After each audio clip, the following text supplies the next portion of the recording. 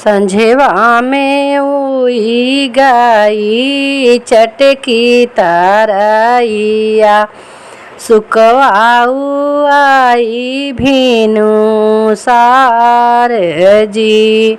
संझेवा में उई गई चटकी तारैया, सुकवाऊ आई भीनु सार जी।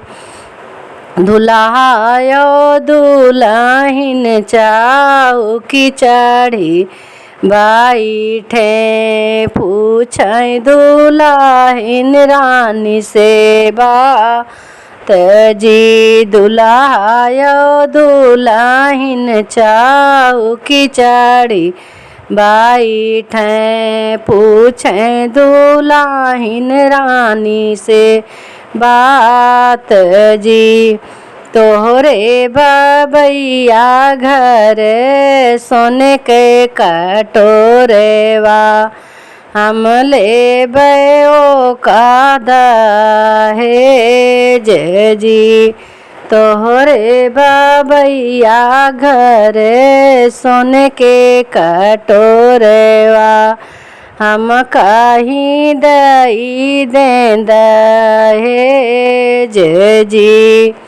इतनी वचन सुनी बेटी कावने रानी, मनवा दुखित होई जाए जी।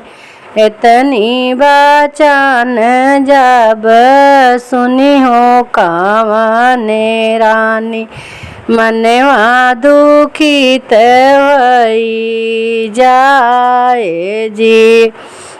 हमरे बबैया घर सोने के कटोरवा, पिए बीराने भैया दूध जी। हमरे बबैया घर सोने के कटोरेवा, पिए बीराने भैया दूध जी। इतनी वचन जब सुने हैं दुल्हे रामा, घोड़े पीठी भैले आसवार जी। इतनी वचन जब सुने हैं दुल्हे रामा, घोड़े पीठी भैले आसवार जी।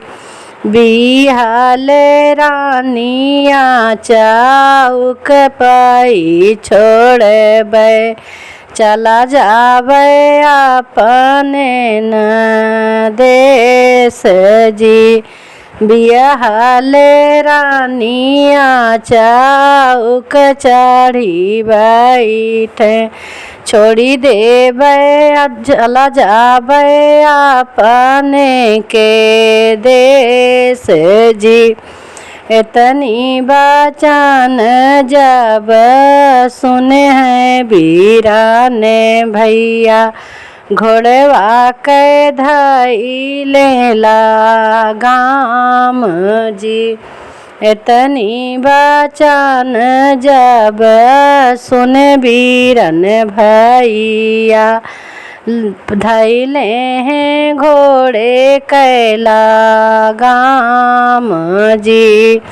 तू कैसे जाब्या जी जाय अपने ने देशवा, ऐसे बाहिनी दुख देख जी। कैसे न जाब्या जी जाय अपने न देशवा, ऐसे न छोड़े ब्यावाहीन जी। सोने के कटोरवा जी जा तुम्हें हम देबै, लेकिन बहिनी का लई जा।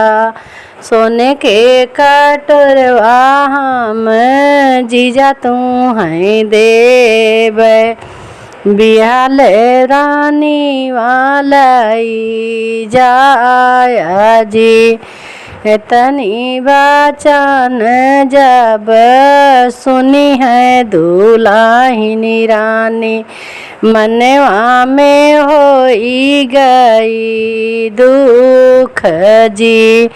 सोने के कटोरवा भैया जिनी हम लेबै, पिया कटोरा भर दूध जी। सोने के कटोरवा भैया हम नहीं लेबै, पिया कटोरा भर दूध जी। नाही मोरी बाहिनी हो यस जीनी कारा, तू जाऊ अपने के देश जी। नाही मोरी बाहिनी हो यस जीनी कारा, तू जाओ अपने के देश जी। सोने के कटोरवा बहिनी सथवा हम देबै, बिहा से ससुर घरा जाओ जी। सोने के कटोरवा बहिनी दहेजवा में देबै, बिहा से ससुर घरा जाओ जी।